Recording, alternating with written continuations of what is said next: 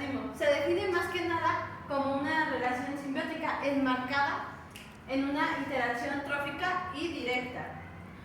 Uno de los organismos que vive sobre o dentro de otro organismo viviente, obteniendo desde todo o parte de sus nutrientes orgánicos, comúnmente exhibiendo algún grado de modificación adaptativa estructural. ¿Cuál es una de las definiciones del parasitismo? Bueno, yo lo entiendo así. Es el estudio del parasitismo, es decir, de los seres vivos que viven a expensas de otros.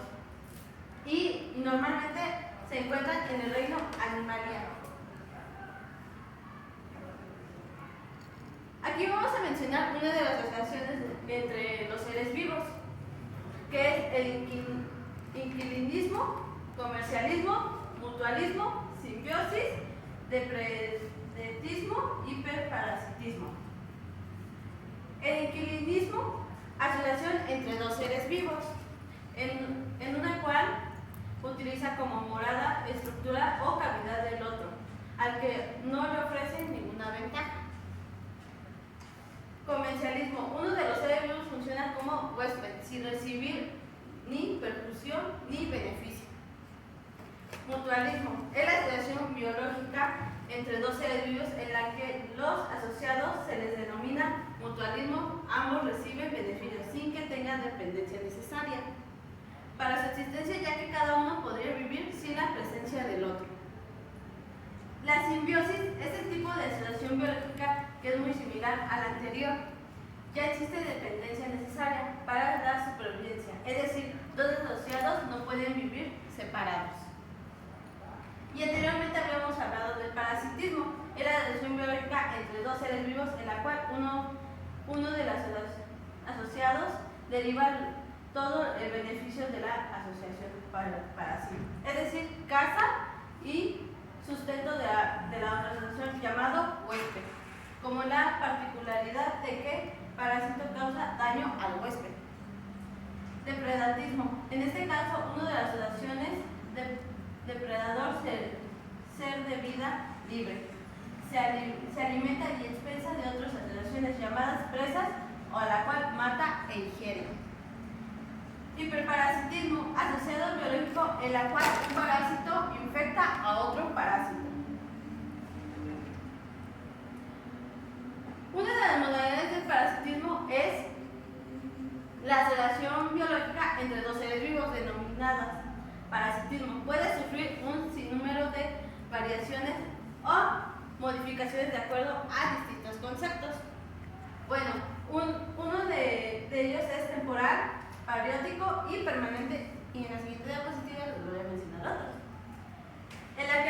En la temporal, en la que el parasitismo momentáneamente depende del huésped. El periódico, en este consiste en que el parásito es un ciclo biológico, alterna la vida libre con la vida parasitaria. El permanente, en la que el parásito siempre se encuentra en el huésped. Si nos referimos al concepto necesario del parasitismo, se le puede nombrar como accidental, facultativo y obligatorio. El accidental es en el que consiste el parásito normalmente desarrolla vida libre, como es el caso de Naegleria. Facultativo, en el que el parásito también puede hacerse de vida libre. Y el obligatorio, en este caso, el parásito siempre está sobre o dentro de un huésped. Bueno, una de las condiciones favorables y desfavorables en la transmisión de agentes infecciosos y parasitorios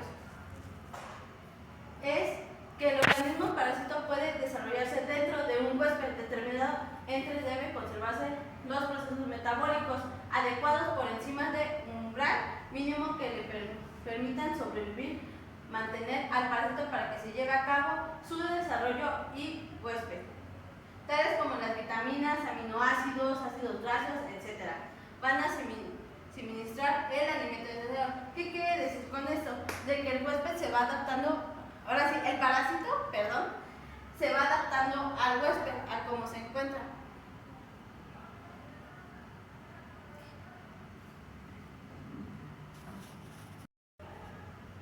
como les comentaba, ahora sí el parásito se va adaptando al huésped, ahora sí conforme se vaya, ahora sí alimentando con los aminoácidos, vitaminas y ácidos grasos, y también depende de la temperatura del huésped. Y mientras más se vaya adaptando, más se va quedando en el huésped y más va creciendo el parásito. Puede llegar a crecer hasta 5 metros o 6 metros. Bueno, vamos a hablar sobre la morfología y clasificación de protosaurios y ermitos. La morfología y su clasificación de los protosaurios. Bueno, están rodeados de una membrana plasmática que, además de su actividad limitante y receptora, es capaz de controlar de manera relativa la entrada y la salida molecular y materiales. Su clasificación habitual de ellos se distingue entre 4 tipos: flagelados, las ciliados, los esporosos y los rizópodos. Bueno, y también aquí hablamos de lo que había dicho anteriormente, cómo se clasifican. Es los rizópodos, los flagelados, ciliados y esporosos. Bueno, los riposodos son una de las clases de protosaurios unicelulares que cambian de forma mediante la emisión de pseudópodos para capturar el alimento sólido. La mayoría habita en el mar o en el agua dulce, porque también los hay en las tierras húmedas. Este se da en lugares húmedos o, como dicen, en aguas dulces y en lugares así tibios. Los flagelados presentan un solo núcleo. Están formados por una célula aisladas o en la colonia. Se hallan en el protozoos, a la cual la mayoría tienen alimentación heterótrofa. Bueno, los ciliados se caracterizan por tener el cuerpo cubierto de cilios, los cuales se utilizan para moverse. Consumen bacterias de los medios acuáticos y poseen 2 núcleos. Los esporosos acostumbran a permanecer inmóviles, ya que son parásitos internos. Poseen un ciclo de vida asociados a individuos que parasitan. La reproducción puede ser sexual o asexual. Bueno, y aquí vamos a hablar sobre la morfología y su clasificación de los ermitos. Los ermitos son metazoos, animales pluricelulares no vertebrados de simetría bilateral, sin apéndices articulados y con una envoltura muscular cutánea que rodea la cavidad general o celoma. Los gusanos son animales elongados de simetría bilateral que varían la longitud desde unos cuantos milímetros hasta 1 metro o más. Una de las principales especies de, ahora sí, de los ermitos es goelmitos, que infesta a la persona con las ascáridas, y el tricocófala y los anquilostomas. Y también aquí vemos una imagen que cómo son en realidad estos ermitos, que son los 3 principales que vamos a estar hablando en la siguiente diapositiva. Bueno, aquí vemos que su clasificación, les había mencionado que serialmente son los cestodos, los trematodos y nematodos. Su morfología, su reproducción, su sistema reproductor femenino, sistema reproductor masculino, aparato digestivo, sistema excreto, sistema nervioso. Y hasta aquí termina mi presentación. Muy buenas tardes, mi nombre es Viridiana Montes Salinas, soy del grupo TM22 y el tema que yo les voy a presentar es parasitismo. Generalidades del parasitismo. Se define más que nada como una relación simbiótica enmarcada en una interacción trófica y directa. Uno de los organismos que vive sobre o dentro de otro organismo viviente, obteniendo desde todo o parte de sus nutrientes orgánicos, comúnmente exhibiendo algún grado de modificación adaptativa estructural. ¿Cuál es una de las definiciones del parasitismo? Bueno, yo lo entiendo así. Es el estudio del parasitismo, es decir, de los seres vivos que viven a expensas de otros. Y normalmente se encuentran en el reino animaliano. Aquí vamos a mencionar una de las asociaciones entre los seres vivos, que es el inquilinismo, comercialismo, mutualismo, simbiosis, depredentismo, hiperparasitismo. El inquilinismo, asociación entre dos seres vivos, en una cual utiliza como morada, estructura o cavidad del otro, al que no le ofrece ninguna ventaja. Comercialismo, uno de los seres vivos funciona como huésped, sin recibir ni percusión ni beneficio. Mutualismo, es la asociación biológica entre dos seres vivos en la que los asociados se les denomina mutualismo, ambos reciben beneficios sin que tengan dependencia necesaria para su existencia, ya que cada uno podría vivir sin la presencia del otro. La simbiosis es el tipo de asociación biológica que es muy similar a la anterior. Ya existe dependencia necesaria para la supervivencia, es decir, dos asociados no pueden vivir separados. Y anteriormente habíamos hablado del parasitismo, era la asociación biológica entre dos seres vivos en la cual uno de los asociados deriva todo el beneficio de la asociación para sí, es decir, casa y sustento de la otra asociación llamado huésped, como la particularidad de que parásito causa daño al huésped. Depredatismo, en este caso una de las asociaciones depredador ser de vida libre, se alimenta y expresa de otras asociaciones llamadas presas o a la cual mata e ingiere. Hiperparasitismo, asociado biológico en la cual un parásito infecta a otro parásito. Una de las modalidades del parasitismo es la asociación biológica entre dos seres vivos denominadas parasitismo. Puede sufrir un sinnúmero de variaciones o modificaciones de acuerdo a distintos conceptos. Bueno, uno de ellos es temporal, periódico y permanente, y en la siguiente diapositiva les voy a mencionar otros. En la temporal, en la que el parasitismo momentáneamente depende del huésped. El periódico en este consiste en que el parásito es un ciclo biológico alterna la vida libre con la vida parasitaria. El permanente, en la que el parásito siempre se encuentra en el huésped. Si nos referimos al concepto necesario del parasitismo, se le puede nombrar como accidental, facultativo y obligatorio.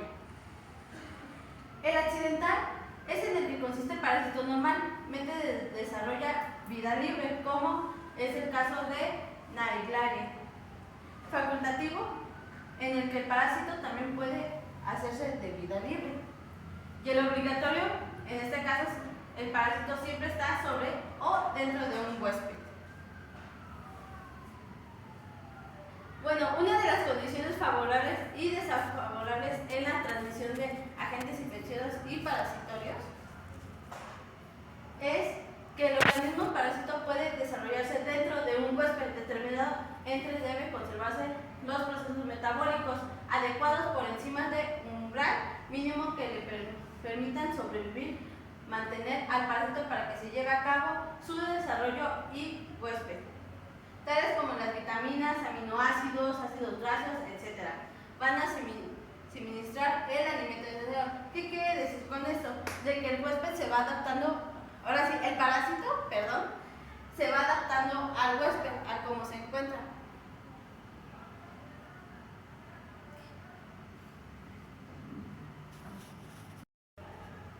Y como les comentaba, ahora sí el parásito se va adaptando al huésped, ahora sí conforme se vaya, ahora sí alimentando con los aminoácidos, vitaminas y ácidos grasos, y también depende de la temperatura del huésped. Y mientras más se vaya adaptando, más se va quedando en el huésped y más va creciendo el parásito. Puede llegar a crecer hasta 5 metros o 6 metros. Bueno, vamos a hablar sobre la morfología y clasificación de protosaurios y mitos. La morfología y su clasificación de los protosaurios. Bueno, están rodeados de una membrana plasmática que, además de su actividad limitante y receptora, es capaz de controlar de manera relativa la entrada y la salida molecular y materiales. Su clasificación habitual de ellos se distingue entre 4 tipos: flagelados, los ciliados, los esporosos y los rizópodos. Bueno, y también aquí hablamos de lo que había dicho anteriormente, cómo se clasifican. Es los rizópodos, los flagelados, ciliados y esporosos. Bueno, los rizopodos son una de las clases de protozoarios unicelulares que cambian de forma mediante la emisión de pseudópodos para capturar el alimento sólido. La mayoría habita en el mar o en el agua dulce, porque también los hay en las tierras húmedas. Este se da en lugares húmedos o, como dicen, en aguas dulces y en lugares así tibios. Los flagelados presentan un solo núcleo. Están formados por una célula aisladas o en la colonia. Se hallan en el protozoos, a la cual la mayoría tienen alimentación heterótrofa. Bueno, los ciliados se caracterizan por tener el cuerpo cubierto de cilios, los cuales se utilizan para moverse. Consumen bacterias de los medios acuáticos y poseen 2 núcleos. Los esporosos acostumbran a permanecer inmóviles, ya que son parásitos internos. Poseen un ciclo de vida asociados a individuos que parasitan. La reproducción puede ser sexual o asexual. Bueno, y aquí vamos a hablar sobre la morfología y su clasificación de los helmintos. Los helmintos son metazoos, animales pluricelulares no vertebrados de simetría bilateral, sin apéndices articulados y con una envoltura muscular cutánea que rodea la cavidad general o celoma.